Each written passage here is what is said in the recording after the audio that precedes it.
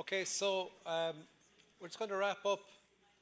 I was going to do a kind of a formal wrap up, and I think the nature of the conversation today, generally in itself, but also what we've done for the last maybe 50 minutes, has kind of captured, where we are. So I don't think there's any great need to repeat or to try to summarise or anything like that. But again, I just think it's useful just to take some of the words from the word clouds that we had earlier on. I mean, again, we're talking about communication, I suppose, getting the social license, getting the legitimacy. And it is interesting to me that actually the legitimacy dimension of policy feasibility kind of took over a little bit today, which certainly wasn't, the plan in any sort of a way. But it is interesting that happened. And it is a mixed audience. We do have, we have our policymakers, we have our academics and researchers, and we have civil society, but we still went that way. So that's interesting. So there might be something to take, accepting the point made earlier about the future of what should we focus on, and should we try to simplify and really focus on the evidence to policy bridge, first, and maybe have a different strategy for the legitimacy and the engagement. Are they different? Are they separate? I think they're important questions for us to try to tease out and work out, but in a way that's respectful and inclusive at all times. I was very disappointed that Michael Kenny couldn't make it, but I did enjoy his, and that's the term policy wonk. I don't know if people in the audience, but there's a lot of policy wonks around. I'm one of them. And I really enjoyed what he talked about, but I was kind of struck by his point about really maybe this question of trust in government, but also trust in science.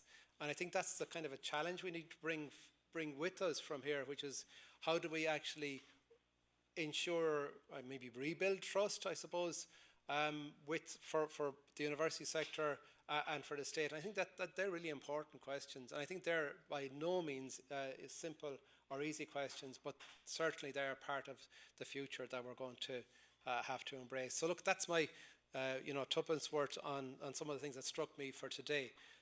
So I'm really just going to finish now by saying thank you to people, and Barry's mentioned already our case study presenters and panelists. I mean, it was really, really interesting, fascinating to see with these three different policy areas we had really interesting and comparable questions and issues among them.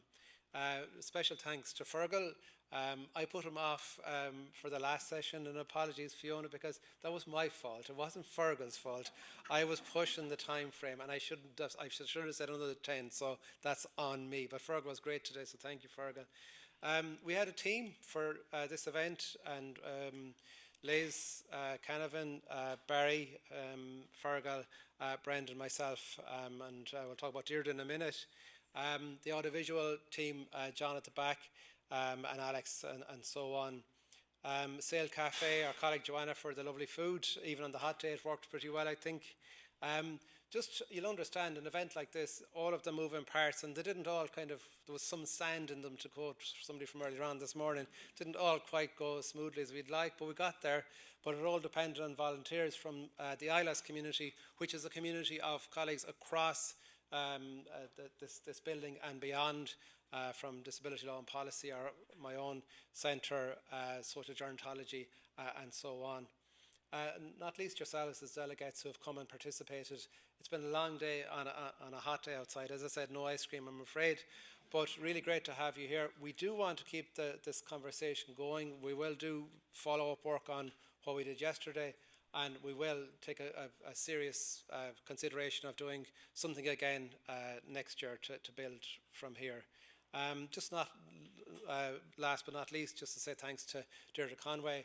I know that our delegates are, well, the delegates for sure, but also our case study presenters and panelists really appreciated the detail and the support that she gave around all matters.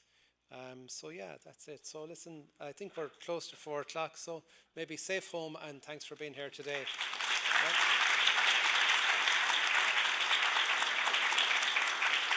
So you might leave your lanyards out as you go into the boxes, please. Thank you.